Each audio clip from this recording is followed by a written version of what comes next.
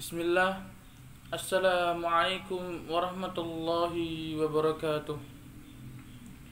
Innal hamdalillah nahmaduhu wa nasta'inuhu wa nastaghfiruh wa na'udzu billahi min shururi anfusina wa min sayyiati a'malina. May yahdihillahu fala mudilla lahu wa may yudlil fala hadiya lahu. Asyhadu an la ilaha illallah wa asyhadu anna Muhammadan abduhu wa rasuluh. Amma ba'd.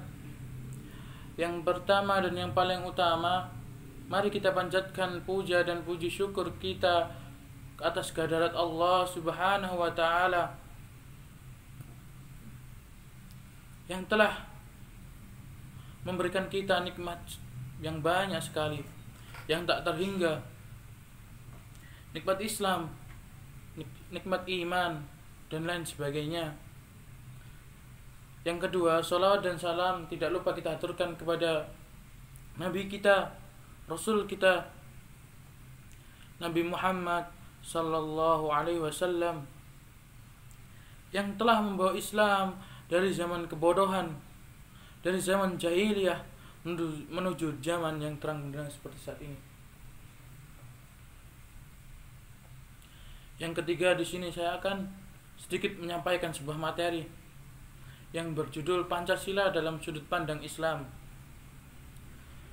Melalui sejarah yang panjang, Pancasila lahir dan hadir untuk bangsa Indonesia sebagai falsafah kebangsaan.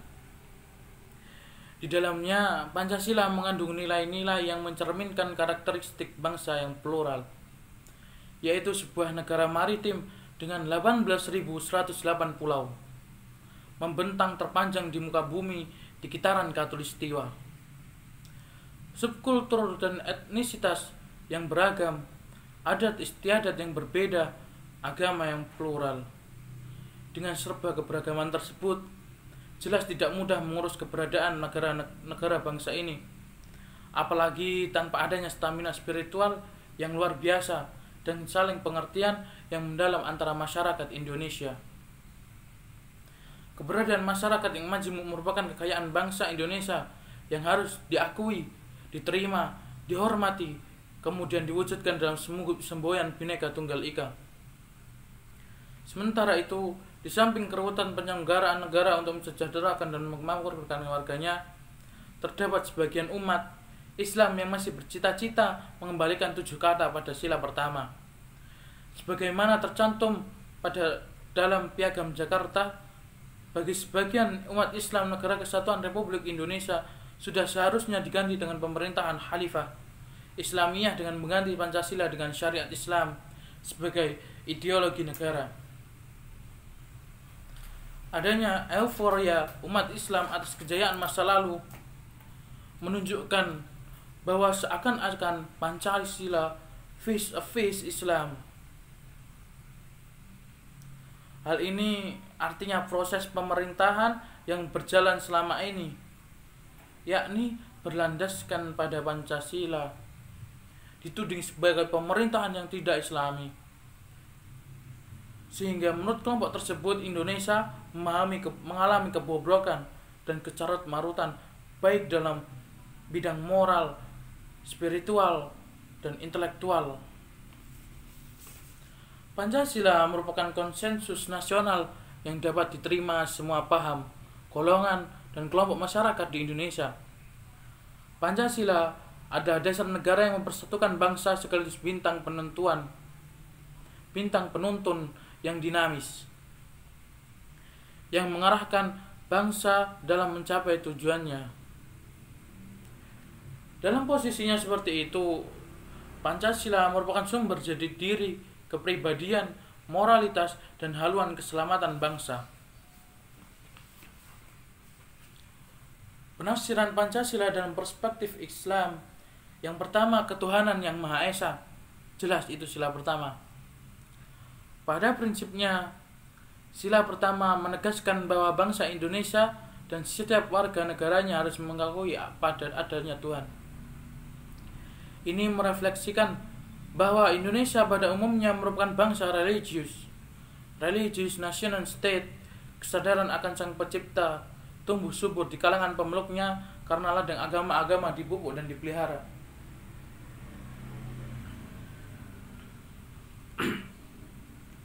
Agama-agama diberikan tempat untuk hidup dan berkembang oleh pemerintah dan masyarakatnya.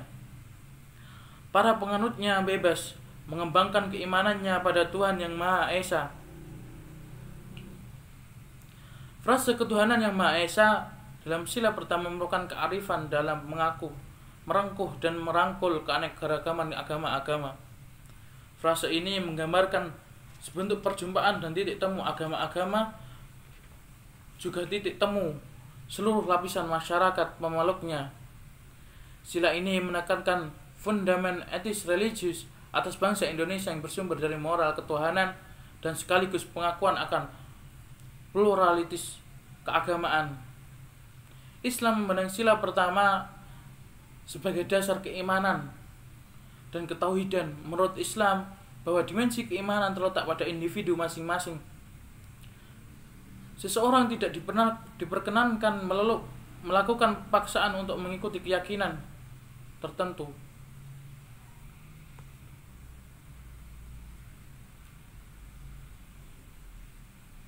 Demokrasi keagamaan dalam Al-Quran dinyatakan secara gamblang dengan pernyataan tidak ada paksaan agama. Seperti dalam surat Al-Baqarah ayat 256 yang berbunyi, La ikraha fid din, qad tabayyana ar-rusdu minal ghayy, faman yakfur bit-taghuti wa yu'min billahi faqad istamsaka bil urwatil wuthqa la infisama laha wallahu sami'un alim. Ba'da a'udzu billahi minasy syaithanir rajim.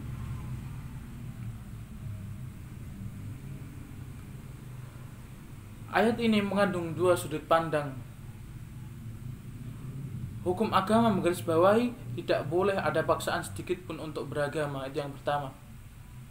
Dan yang kedua, hukum syariat melarang menekankan manusia agar mengikuti keimanan tertentu dalam situasi terpaksa.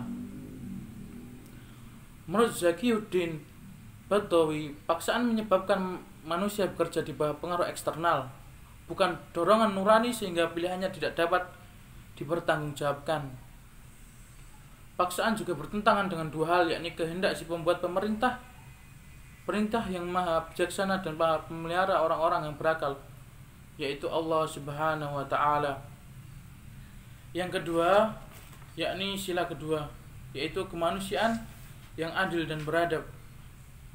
Jelas, sila kemanusiaan yang adil dan beradab dalam Pancasila pada prinsipnya menegaskan bahwa kebangsaan Indonesia merupakan bagian dari kemanusiaan yang universal,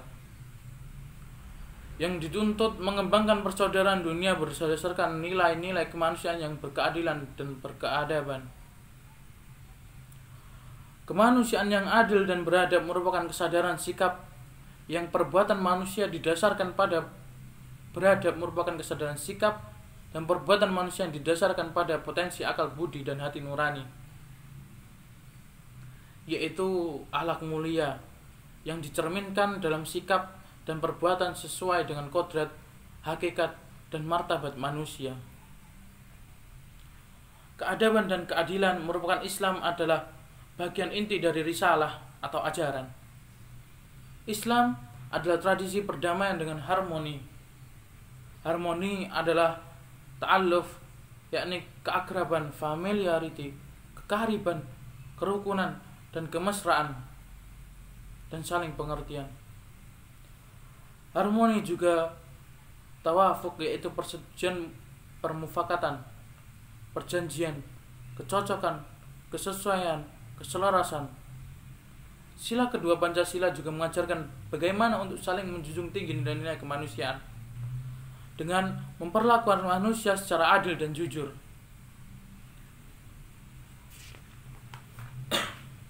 Islam sebagai agama yang menjunjung tinggi egalitarianisme, yaitu konsep terbuka atas solidaritas dan ketergantungan sosial atau ta'awun. Seperti surat Al-Maidah ayat 2 yang berbunyi, يا أيها الذين آمنوا لا تحلوا شعائر الله ولا الشهر الحرام ولا الهدي ولا القلائد ولا آمين البيت الحرام يبتغون فضلا من ربهم ورضوانا وإذا حللتم فاصطادوا ولا يجرمنكم شنآن قوم أن صدوكم عن المسجد الحرام أن تعتدوا وتعاونوا على البر والتقوى ولا تعاونوا على الإثم والعدوان واتقوا الله إن الله شديد العقاب. Sekarang kita masuk poin yang ketiga, yaitu persatuan Indonesia. Jelas di sini sila yang ketiga, yaitu persatuan Indonesia. Pada prinsipnya menegaskan bahwa bangsa Indonesia merupakan negara kebangsaan yang memiliki kehendak untuk bersatu, memiliki persatuan perangai karena persatuan. Persatuan berarti menyeratkan arti adanya keberagaman atau keragaman, bukan berarti memaksakan persamaan, yaitu Bhinneka Tunggal Ika. Persatuan dalam hal ini adalah persatuan kebangsaan Indonesia yang dibentuk atas bersatunya beragam latar belakang sosial, budaya, politik, agama, suku, bangsa, dan ideologi yang berada di wilayah Indonesia. Dalam hal ini Islam sejalan dengan konsep Pancasila karena secara konkret Islam mengajarkan tentang upaya-upaya menyikapi keanekaragaman masyarakat dan bangsa. Dalam Al-Quran, semua muslim bersaudara. Seperti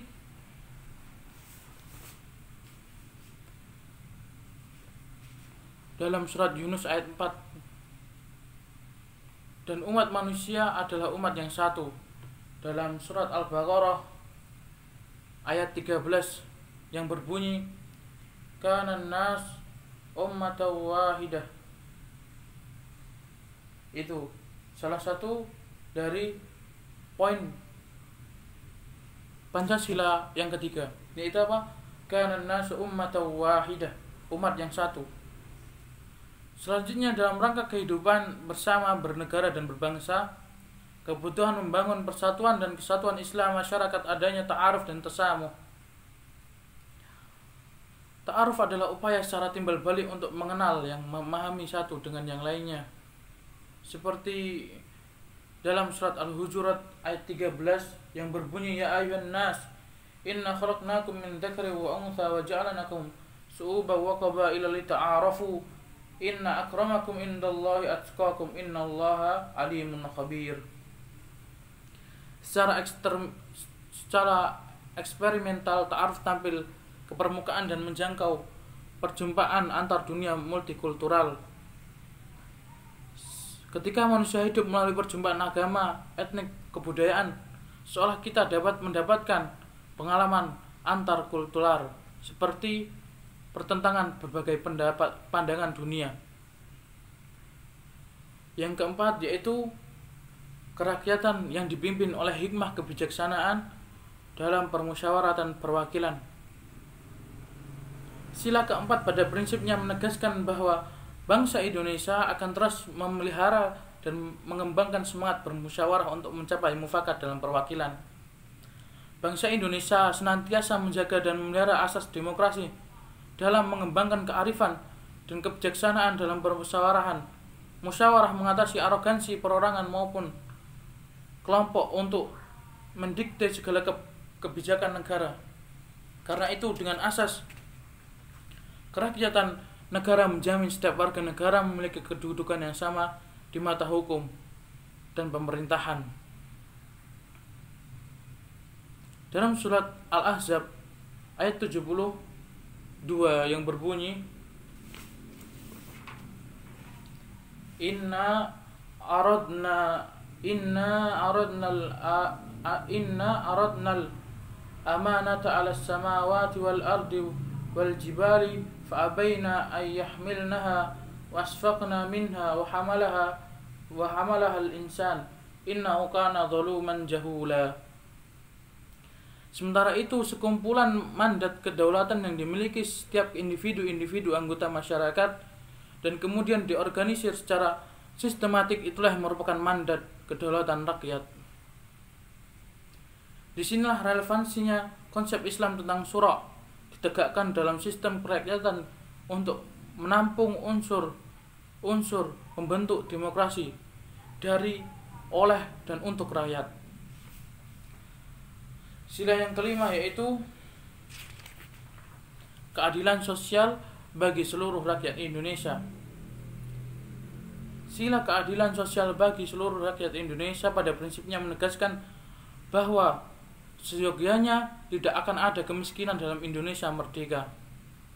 Sementara dalam Islam, keadilan adalah manifestasi sosial pertama dari tauhid ketuhanan yang Maha Esa. Prinsip keadilan adalah inti dari moral ketuhanan, landasan pokok perikemanusiaan, simpul persatuan dan matra kedaulatan rakyat.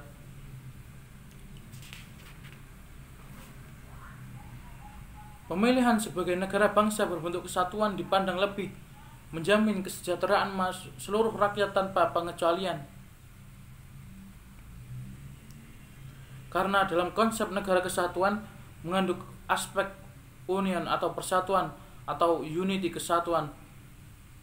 Pada union sepertinya adalah persaudaraan, sedangkan dalam unity mengandung kesadaran dan penghargaan terhadap keragaman. Seperti dalam surat Al-Hujurat seperti tadi ayat 13 yang berbunyi, Ya ayyuhan nas inna khalaqnakum min dzakari wa untha wa ja'alnakum syu'uban wa qabaila lita'arafu inna akramakum indallahi atqakum innallaha alimun khabir. Selanjutnya, untuk meneguhkan sebagai negara dan bangsa, Indonesia merupakan asas republik sebagai format negara, yaitu suatu bentuk pemerintahan yang berkedaulatan rakyat yang dikepalai oleh seorang presiden. Mungkin cukup sekian dari saya. Wassalamualaikum warahmatullahi wabarakatuh.